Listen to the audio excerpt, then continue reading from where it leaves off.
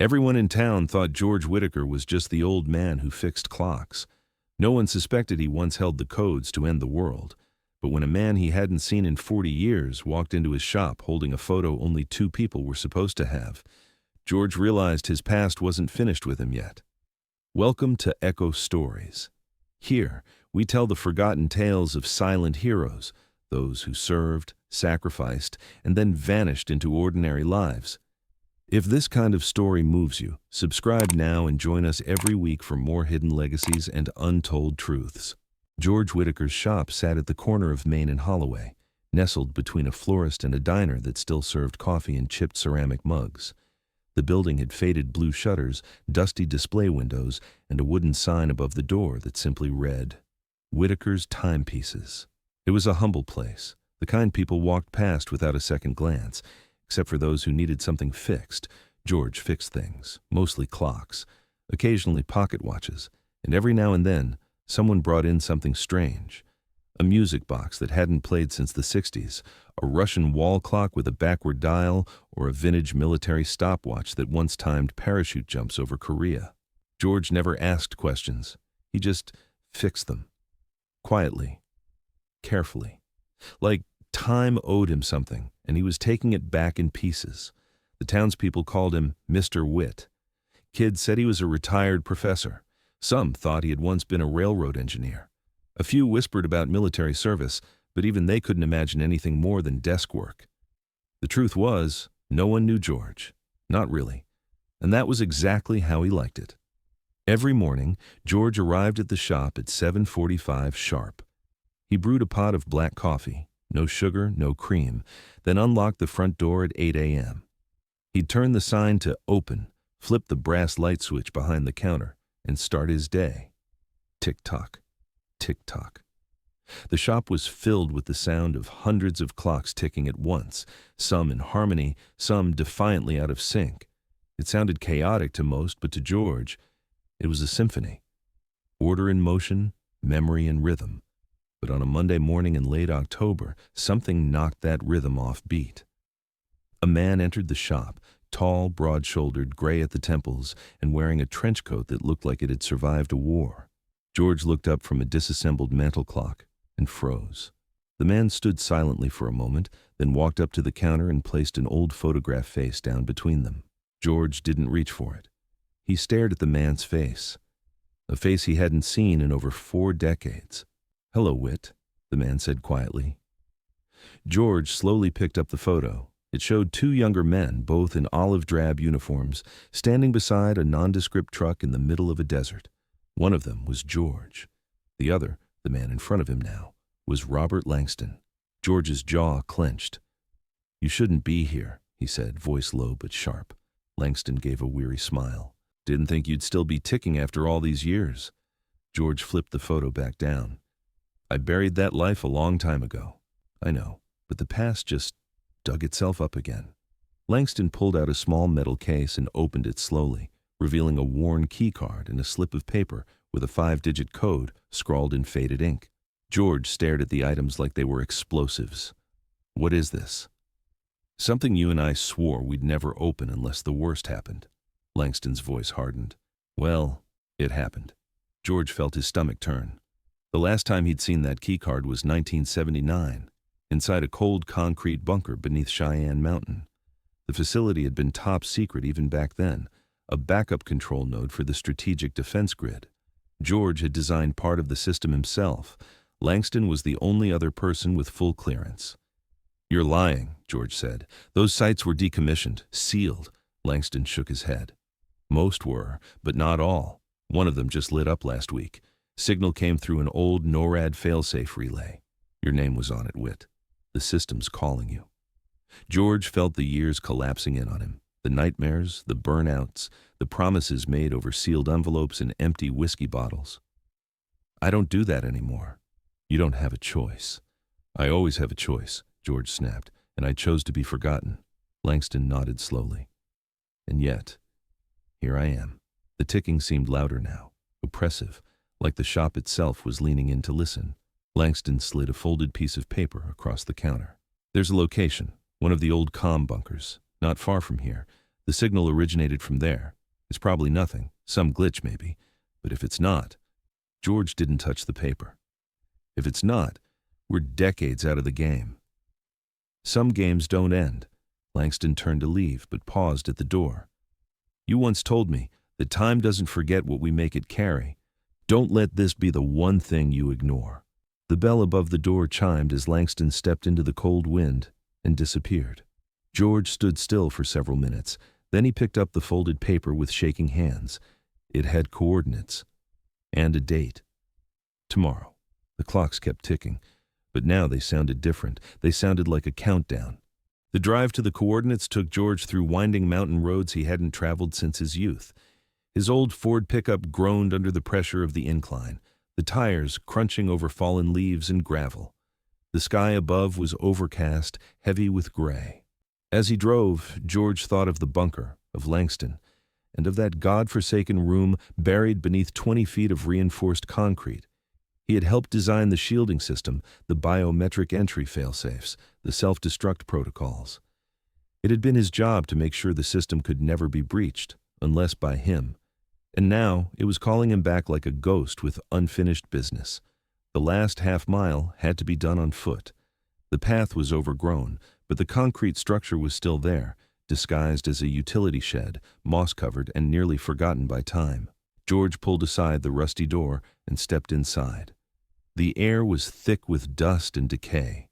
Faint red emergency lights pulsed along the narrow staircase that spiraled downward. As he descended, the hum of dormant systems returning to life surrounded him like a heartbeat. At the bottom of the stairwell, a steel vault door stood half open. George hesitated. The last time he'd been here, it took 2 levels of clearance and 3 people to open that door. Now it stood ajar like an invitation, or a trap. Inside, the room was exactly as he remembered it. A ring of old mainframe consoles, analog readouts, and blinking lights. In the center, a large terminal with 2 key slots and a monitor that flickered to life the moment he stepped in. A line of text appeared. Enter primary authorization. George exhaled. He reached into his coat pocket and removed a worn dog tag. His old military ID code was etched on the back. He typed it in. The screen blinked once, then showed a second prompt. Welcome George Whitaker. Then a second line. Second authorization required. George frowned. This system was supposed to be decommissioned. If it was still asking for dual keys, then someone else had triggered the protocol. Footsteps echoed in the stairwell.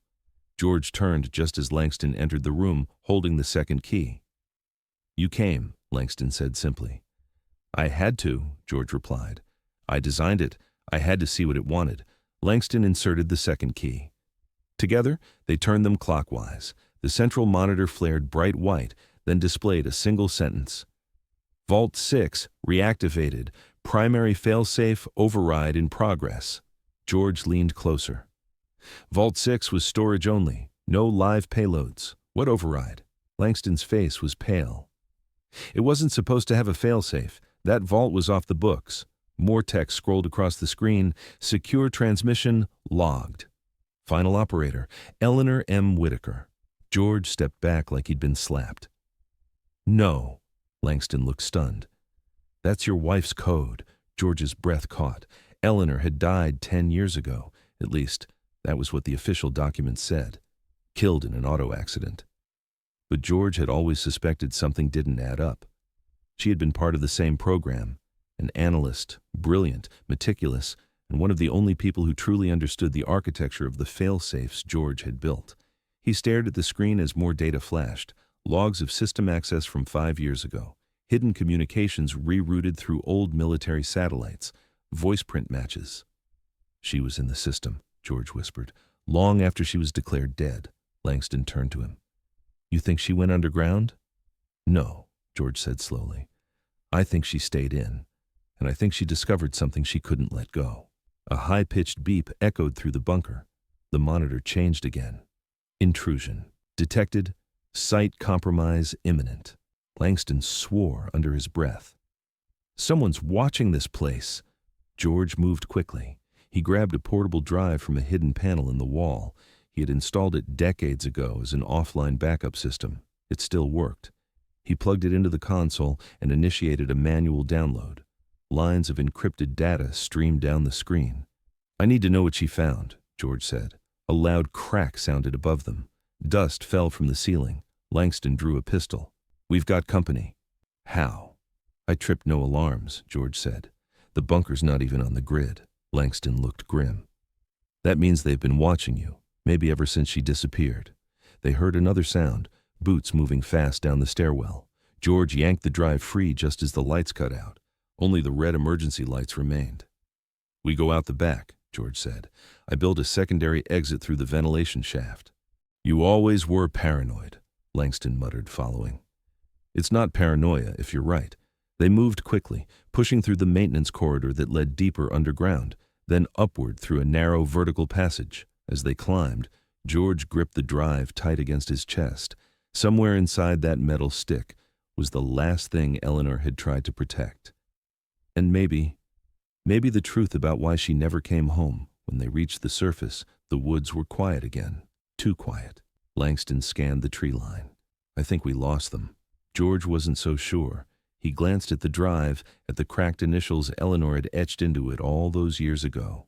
G+E had walked into that bunker looking for closure. What he found was a question so large it shook the very foundation of everything he'd left behind. And now he wasn't running from the past anymore. He was chasing it. George hadn't slept. Not really. He'd spent the night poring over the encrypted files with Langston, using a decades-old decryption tool Eleanor had created back when the world was still split by an iron curtain. What they found wasn't just alarming. It was nuclear, metaphorically and literally. The data logs revealed a dormant backdoor within the Vault 6 system, a code sequence capable of triggering older nuclear command protocols still buried in isolated silos across North Dakota and Nevada. Theoretically unreachable, legally deactivated, but physically still there. Forgotten by bureaucracy, hidden by intentional obsolescence, Eleanor had stumbled on this while auditing archival military architecture 10 years ago. Instead of reporting it, she had buried herself inside the system. She rerouted surveillance, masked her identity, and began secretly patching what she could without drawing attention.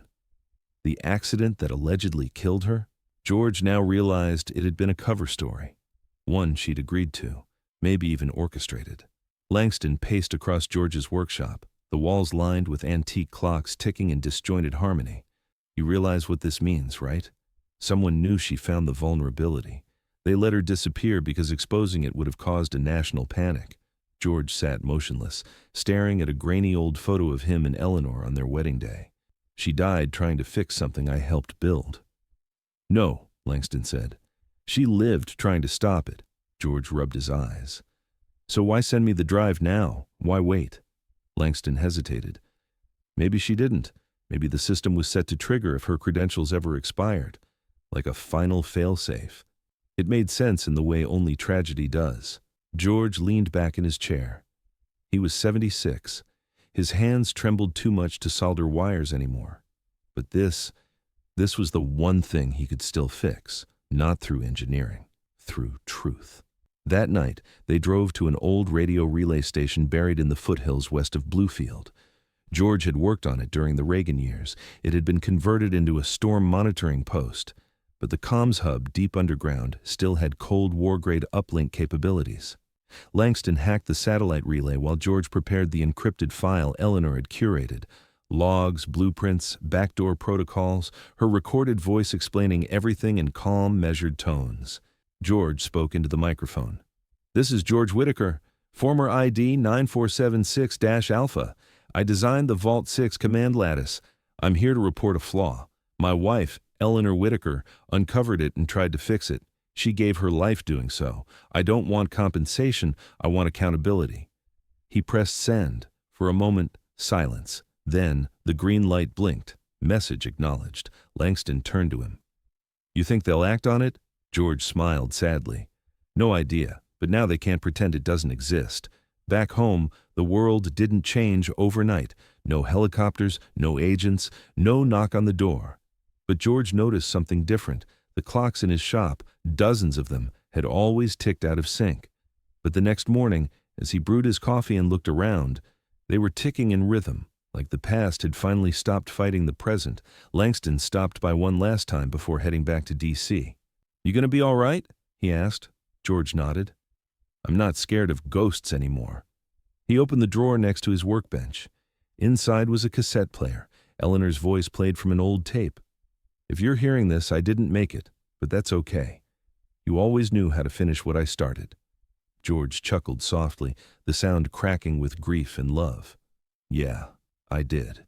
Outside, a bell over the door jingled. A young girl entered, holding a broken wristwatch. George turned to greet her with a smile.